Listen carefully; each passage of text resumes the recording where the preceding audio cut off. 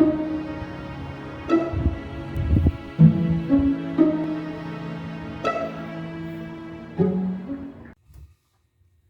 guys, welcome back to my channel, and I'm having a real day here.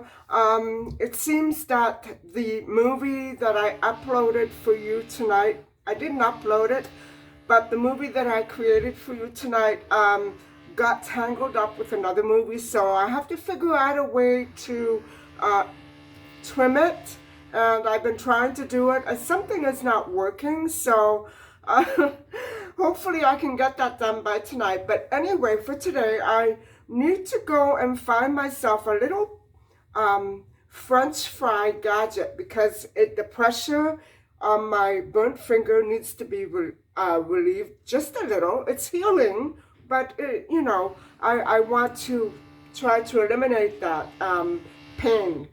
And so I think I'm gonna hang out in kitchen gadget stores like Grace Textiles or Kitchen Stuff Plus, something like that, because I just want to pick something up quick and not have to do that every night again.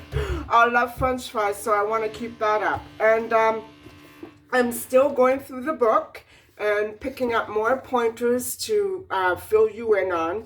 And the video that I'm supposed to upload goes into more detail about sauces and their nutritional values, so hang on for that one. If it's anything, I may be uploading this today and that one tomorrow. I'm not sure what's going to happen. So anyway, guys, I was doing some research last night, and I found out I don't know if you remember me talking about the World Heritage Site in Turkey, the oldest structure in the world, and it had to do with food and hunting and probably storage and stuff like that. So by the time we get to the Roman Empire, we get these very ancient buried structures like the one that was found in my father's birthplace, Reggio Calabria, and Pompeii. And Pompeii, it was, of course, a Roman city that was covered in ash, and everybody and everything there it turned into stone. And so they uncovered this ancient thermopolia, which is a fast food restaurant, so to speak. And so can you imagine the difference of the attitude towards food in the Stone Age or the Neolithic Age and the Roman Empire? Two totally different things. It's fascinating. I want to talk a little bit more about that tonight.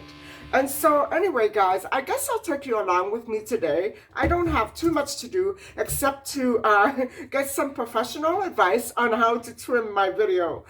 So I guess I'll catch up with you a little later. Bye-bye.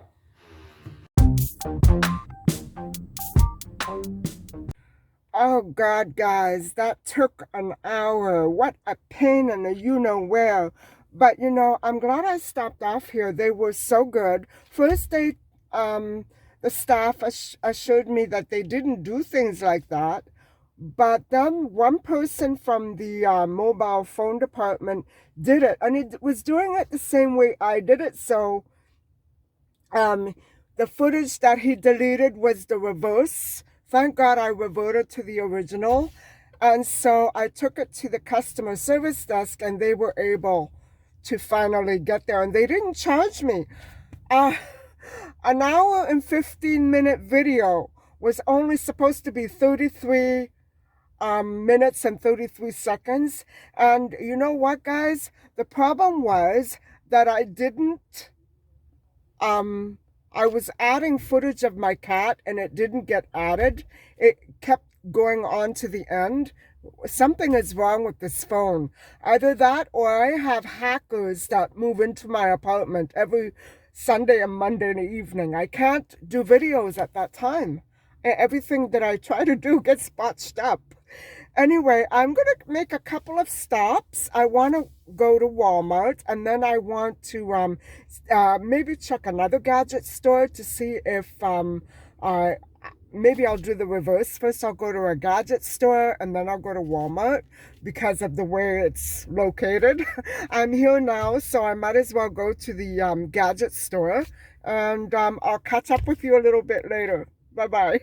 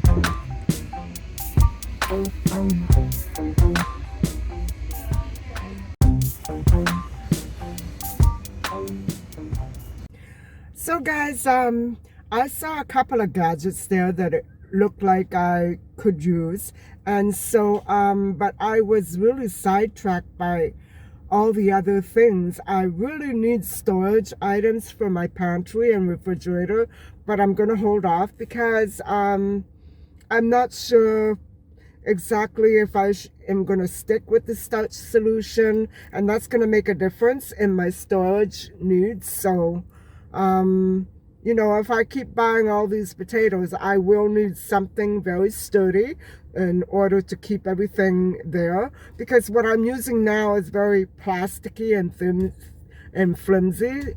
And so, yeah, I need to do some reorganizing at home if I really decide to stick with it. And it looks like I might.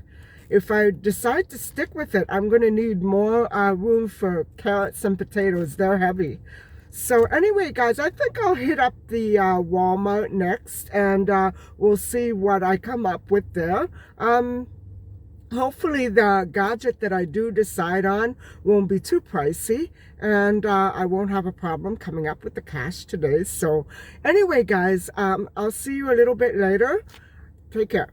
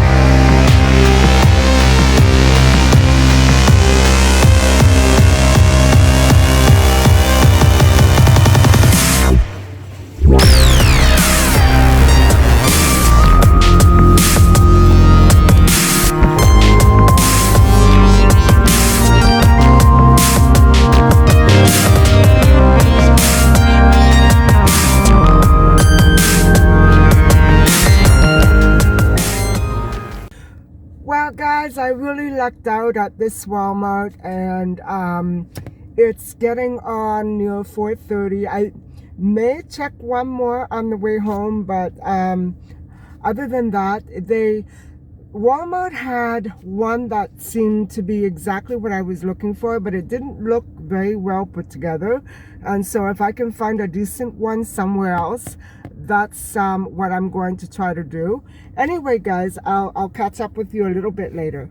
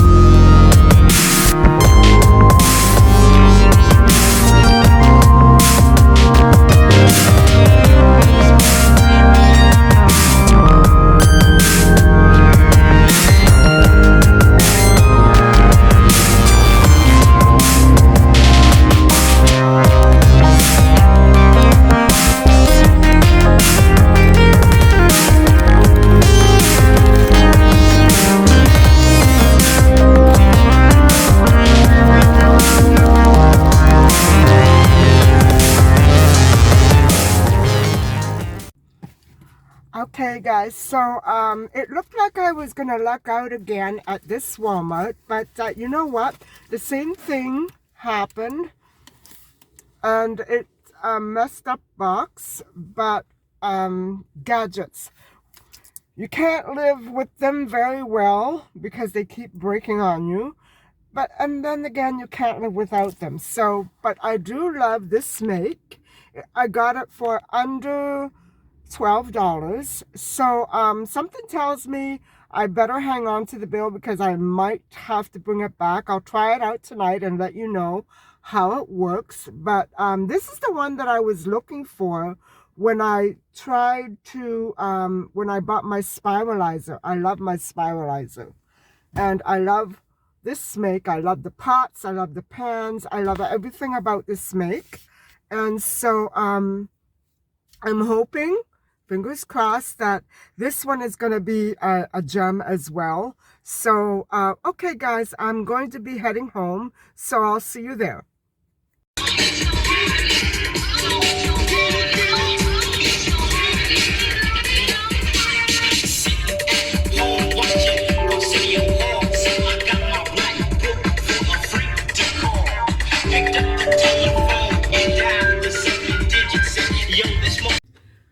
Hi everybody, I'm back home and I assembled my gadget right here. That's how it goes.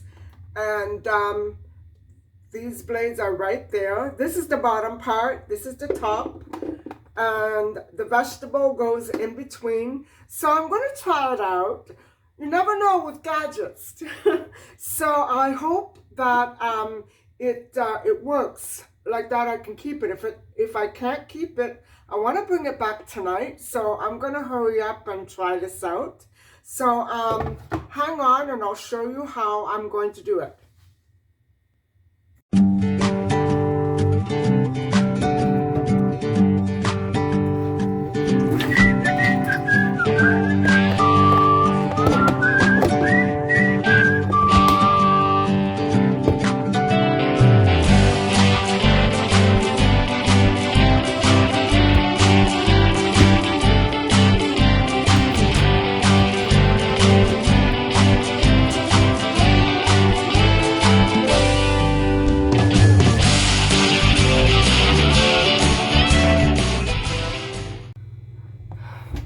Guys, it's going back to the store.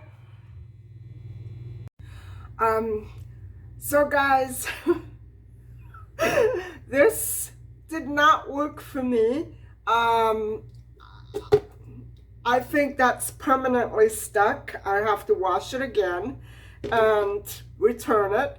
So, I think I'm better off just going back to Kitchen Stuff Plus and getting one of those because it doesn't seem that Walmart has a very good supply of these handy anyway. I could try Bed Bath & Beyond and see what they have. I may do that before I go back to Kitchen Stuff Plus. It's just that these things take so much time and my finger hurts. So anyway guys, I'll catch up with you a little bit later once I've done my dinner. And I'm probably not going to go back to Walmart tonight. I just don't want to bother. I'll probably go tomorrow and I'll deal with it then. Oh well. Hi guys, I'm back. And so about these gadgets, these kitchen gadgets that sometimes work and sometimes don't, I still stand by the brand. I love their products. Maybe there was something defective, obviously, with the one that had been opened and returned and then purchased by silly old me, who's also going to return it. You never know with gadgets. You never know with devices, whether they work or whether they don't. We seem to be relying on them more and more these days, don't we? And so I've been doing some research, guys, and I found out so many things about the vintage diners of the ancient Roman Empire. You know, they were called thermopolia, and the most interesting part about them was that there were more disadvantages to them than there were advantages. And what I mean by that is that, well, take for instance the very ritualized and sacred elements associated with Stone Age structures affiliated with food. When we get to the Roman Empire, a lot of that is gone, and people are hunting and eating food, animal protein on a very daily, casual basis. So the thermopole or thermopolium, one of the things that was negative about it was that people from lower classes who didn't have the luxury of owning a kitchen, well, let's put it this way, their ovens and cooking apparatus and all of that they were considered luxuries. They were only reserved for the wealthy who resided in villas, large homes, and whatever have you. Poor people, the plebeians of the lower economic class, and people who were not free, like slaves or captive people from other countries, they didn't have the luxury of having a stove or any kind of cooking apparatus. So what they had to do was they had to eat out. And so thermopolium is a place where, generally speaking, poor people want to eat.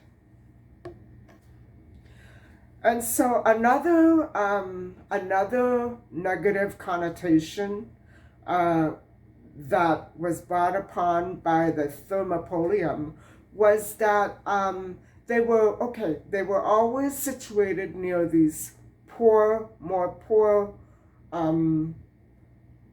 areas of the city, in commercial parts of the city. And so they attracted people of all walks of life. And so the thing is that these thermopolia, they not only served animal protein, but they also served beverages such as wine. And so because people who went there, they went there for a meal, and they had no choice. They had to go. They had to go there. There were, around the area of Pompeii, there were about 80 thermopolia discovered underground. They were all excavated. And so around 80 of them. I know that one was also excavated in my father's home state, and in southern Italy, Calabria. And it was also very similar to the structures that were found, those around Rome and in Pompeii. And so because of the drinking, people went there and they drank to excess. And it's not known exactly what else took place there, but these places began to become associated with crime, debauchery, vagrancy, and they were very scorned. They were very highly scorned by the upper class. And now this is important because it all relates to what we're going through today with COVID. Now, why do you think that there was such a division regarding the attitudes of food and places where you eat food? It's all in the mentality, guys.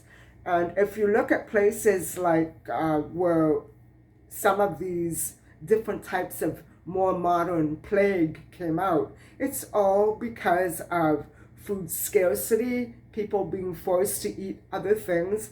Take a look at Haiti. It's happening there. I know that whatever is going to come out of that state, medically and health-wise, it's going to affect everybody else. Something needs to be done. Look what happened here in Canada and USA. That's all because of the types of food that are becoming scarce, and what people living on the streets, people being driven out of their homes due to economy.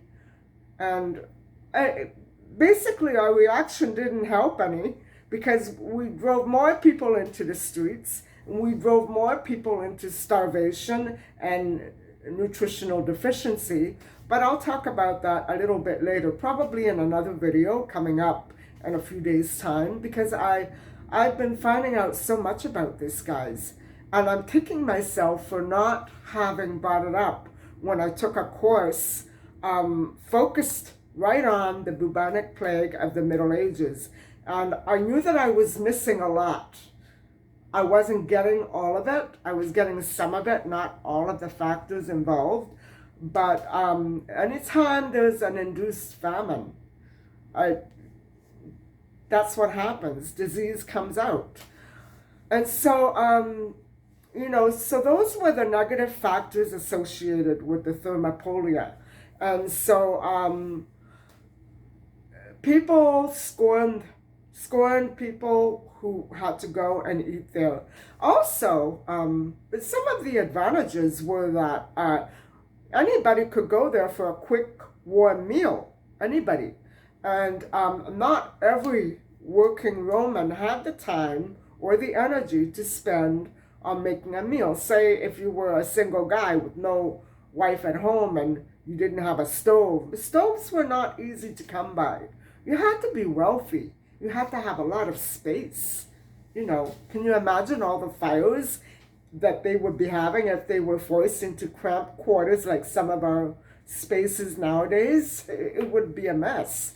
But it did have its advantages as well.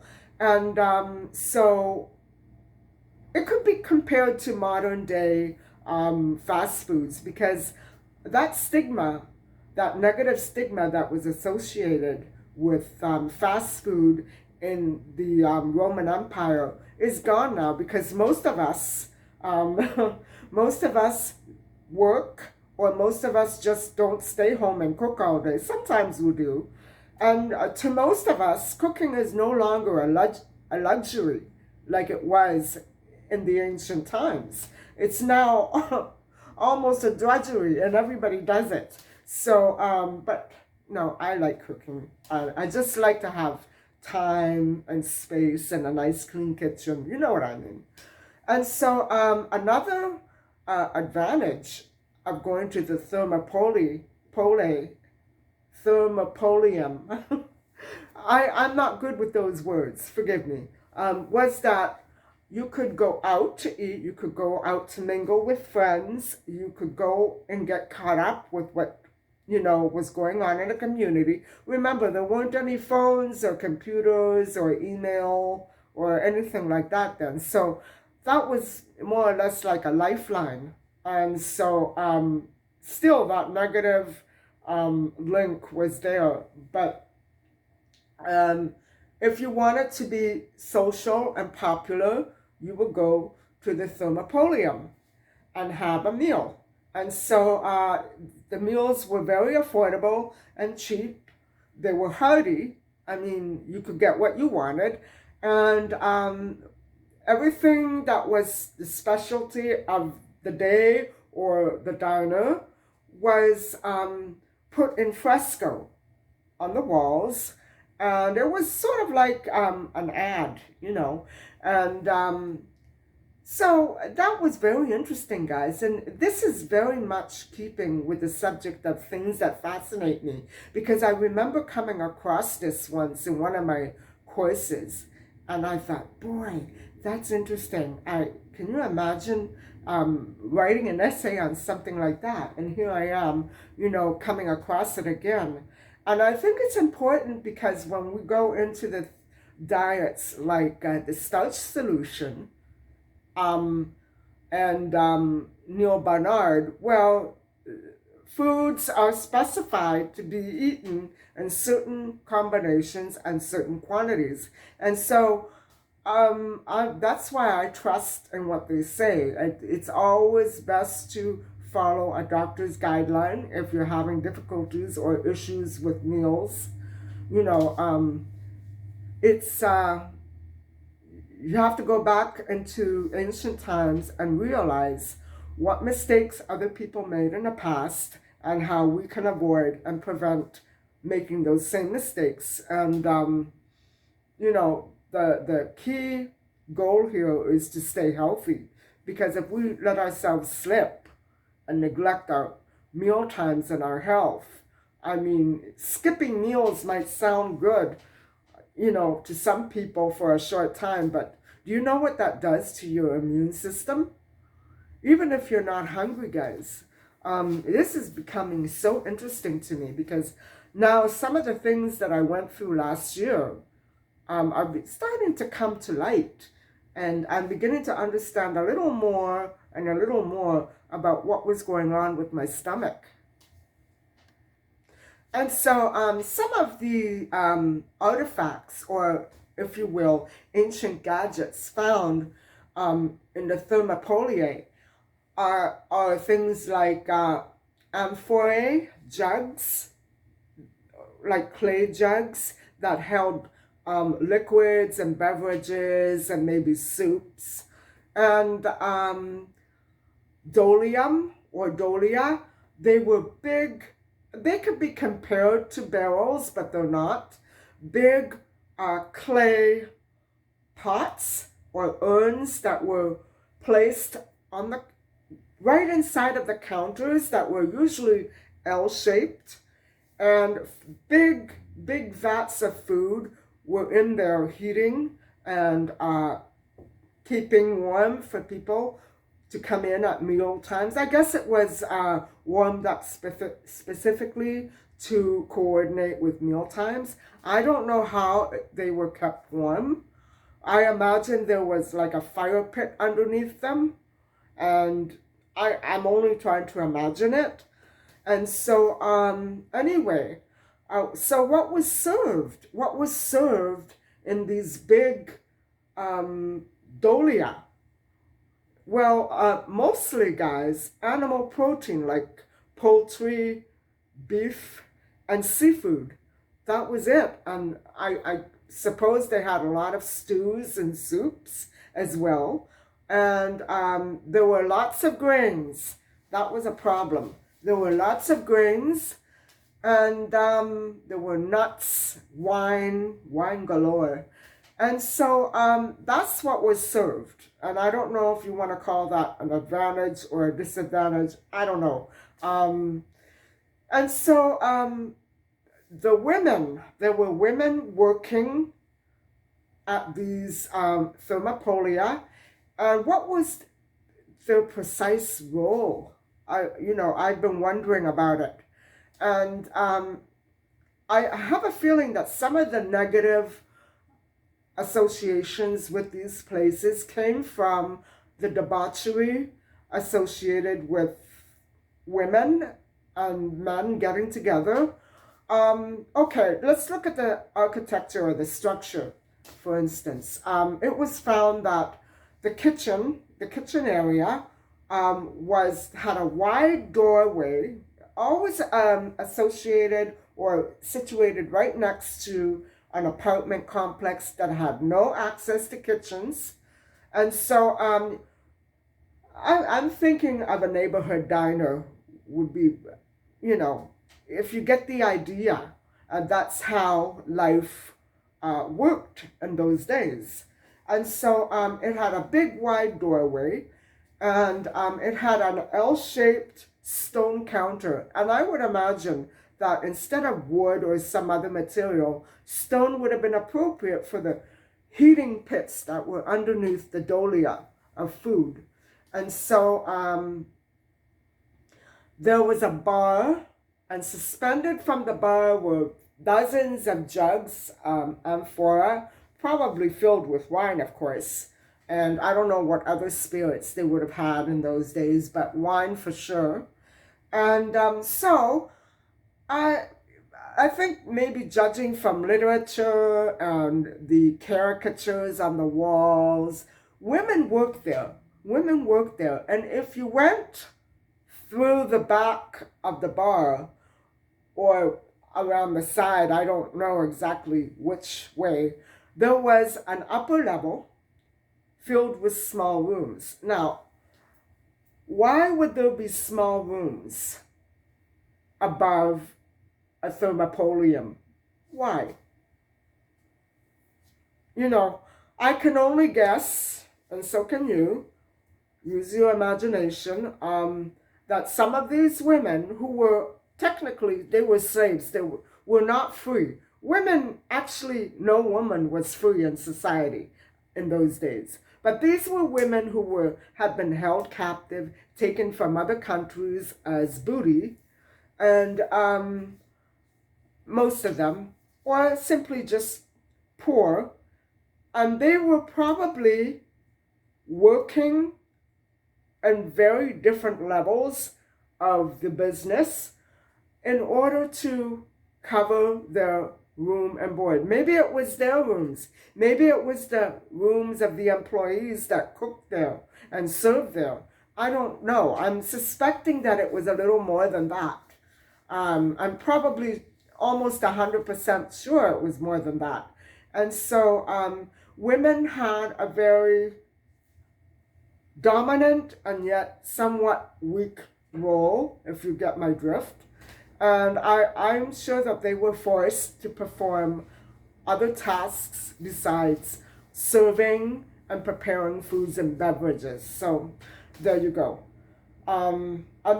That's what I found so interesting, that, you know, from one age to another, attitudes surrounding food and places where food was stored and served dramatically changed over the centuries.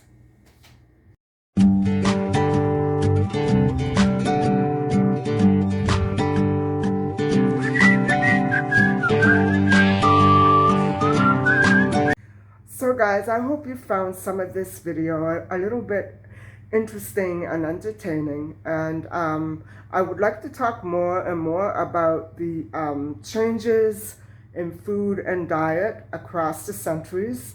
And I find it very fascinating and very, very, very important to what we are going through as a worldly society today.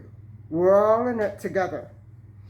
And so thank you very much for watching, and please don't forget to like and subscribe. Bye for now.